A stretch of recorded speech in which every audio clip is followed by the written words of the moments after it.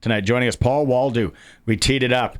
Paul, first off, let's get to that Grey Cup game. As a guy who's won three of them, Montreal and Huskie, was it ever a doubt that that thing was coming back to Regina for you watching that game?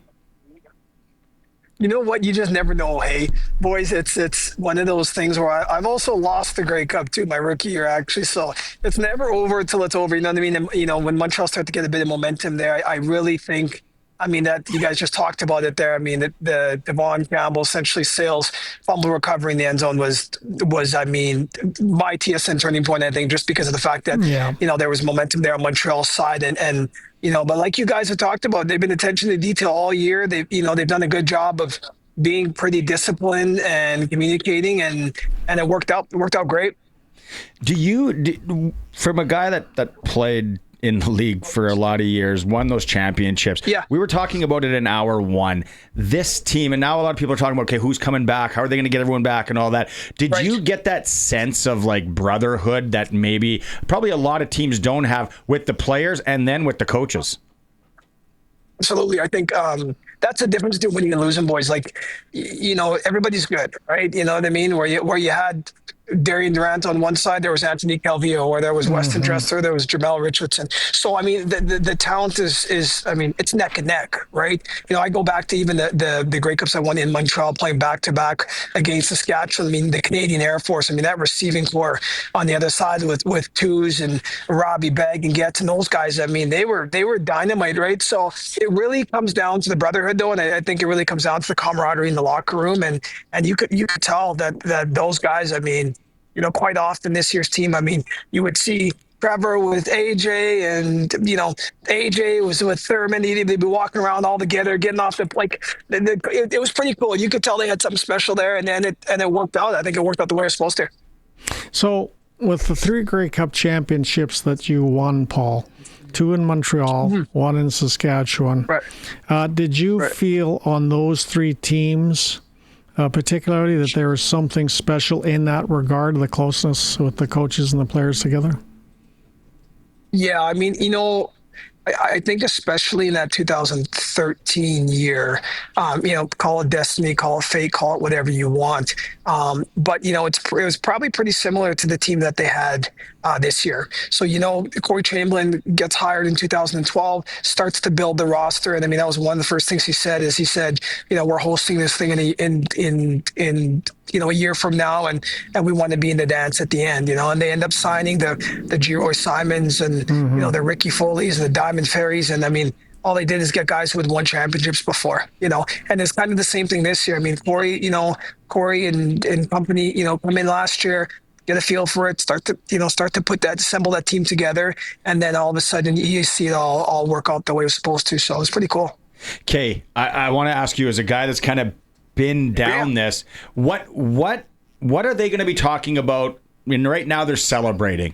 They're drinking out of the cup. They're having that fun. But then, you know, when are the agents going to get involved, and how much of it is going to be the guys being like, let's run this back? Like, do you want to come back? Do you want to come back? You know, and maybe guys take a haircut a bit. Like, you could take a hometown discount because you were from here. Absolutely. And you came back. Like, when did they start talking about that? How does that work, do you think, Paul?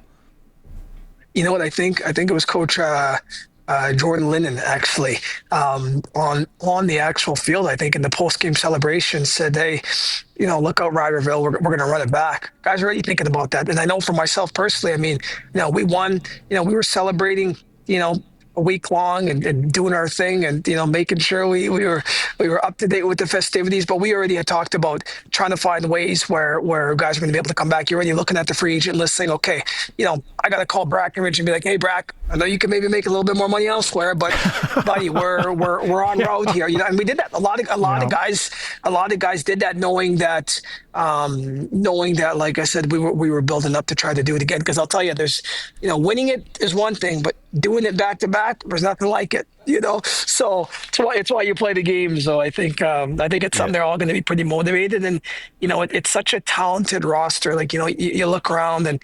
With, I mean, 2 receivers, you know, your 1,000-yard receivers not playing, and then you still see they're able to just reload the chamber. You know, it was no difference. when you take a look at you in particular, now you're of course coaching with the Huskies, but being from here, but winning 2 Grey Cups in Montreal. I'm Paul Woldu, and I'm sitting there watching the game on Sunday, and I played for the Montreal Alouettes. I have very good friends that played with me in Montreal. You have good friends still in Montreal. Great memories of 2 Grey Cups, and then of course great memories of 2013 here. Was there in any way sort of mixed feelings for somebody like you, or was it because you're from here and you're all green and white? How do you feel in as a man and a player that won Grey Cups in both teams?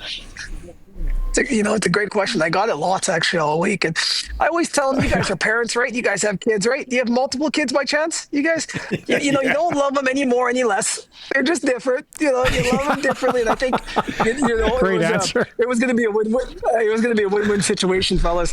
We were going to be good, but no, I felt like obviously with Montreal, prior to Montreal winning 2 years ago, they hadn't won since 2010, and then same with our guys here, we hadn't won since we played last year in 13. So especially with Montreal getting one, but I think being from here, there's nothing like it's for the people, man.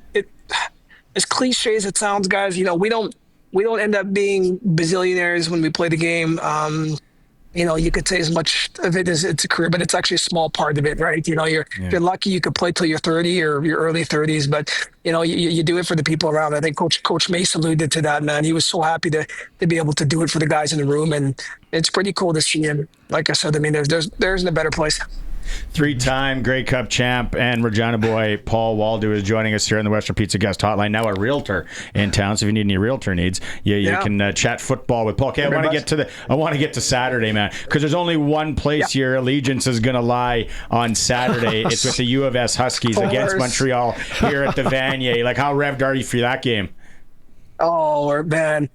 It's the CFL is a 9-team league, and it's different though. Like it's pretty similar, I think, in terms of like trying to get out of the West, for the love of God, like trying to get out of your conference. And it's the same thing here. It's a bloodbath all the way up until the last couple of games, and the same thing with us. And fun fact, boys, I just read this the other day. Actually, they said to have Montreal and the Riders playing the Grey Cup, and to have the University of Montreal and University of Saskatchewan Huskies play in the Vanier Cup, they said there was a 0.1% chance of that happening at the beginning of the year. Really? Isn't that crazy? Pretty wild. Wow. Pretty wild. 0.1. But I'm looking forward to it. So. And you talked about it, right? Like, and what the Huskies are going through. We're going to have Mason Nias on the program again. Gosh. Another Regina boy tomorrow. Just with Anton Ammonrood and what's happening in that rally cry and how tough it is. And I watched that game against Queens, and I was like, "There's no way they're losing this game." You watched the first little bit of that game, and I was like, "Nope, the Huskies got this one." It's funny because in 20 years of I guess being involved in youth sport and then doing it as a coach or whatever, now as a player, it's been 20 years, but I don't know if I've ever felt so eerily calm before a game like I did this one. Really? And in most instances,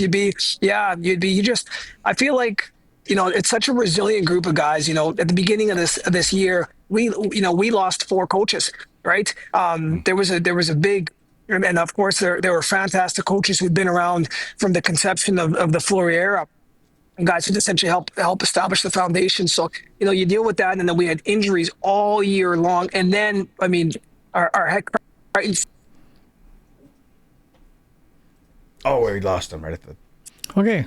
There you go. You're back. Oh, there we are. Sorry, guys. Yeah, just go back. That's what you're saying, Paul. Yeah, and then to lose, to have all the injuries we had, and then to lose your quarterback, who was the front runner probably for the Heck Crichton nominee with 15 touchdowns and zero interceptions. It's just been a resilient group of guys, man, and it's been so awesome to be around. Well, you realize, Paul, that you saved the Vanier Cup in Regina. Because when you beat the Rams in the Hardy Cup, fair and square, close game, went down to the wire. But I can tell you, it would have been a mammoth bust if Queens was playing Montreal. But with the Huskies, disgusting boys. the whole game is the whole game is saved because Saskatchewan's in it. So good for you. You saved the Vanier Cup. I appreciate you. You're good for the confidence. I tell you, we'll take the compliments. I mean, yeah, nobody wanted to watch a Quebec team and an Ontario team play in the Vanier Cup. So I hope we could be a consolation for the Regina gang. So you know, one thing I will ask you here as we let you go. And I get the allegiance to the Rams, and I get how people have that, and I'm from Saskatoon. I dropped out, but I was kind of a Husky a little bit, and then now I've been here my whole life, so I'm always rooting for both of them. People get out to this game and cheer for Saskatchewan, right, Paul? Yeah, and it's warm. Absolutely. I mean, at the end of the day, it's our province. We're here to protect our turf, right? And I mean, it's a pretty unique opportunity to have a Saskatchewan team playing after it not being in Saskatchewan for 20 years. Yeah, 2006. Gosh, so it's a pretty rare and special opportunity. So come on out. Pack the stands, and it'll be a good one, boys. The weather will be a little bit warmer than that one in Saskatoon. Yeah, no, Paul, you can be assured. That everybody from Regina and everybody going to the game, we're all cheering Huskies, 100%. Paul, thanks so much. Thanks so much for hopping on today and doing this. We'll have to chat ball again. Best of luck, and I'm sure, like I said, he's a realtor. He's a realtor in town. Yeah. Yes. Okay, good. There you Chat, go. talk real estate and football. Talk houses. That's right. Thank you so much. It's been a privilege, boys. Appreciate you guys. Take care.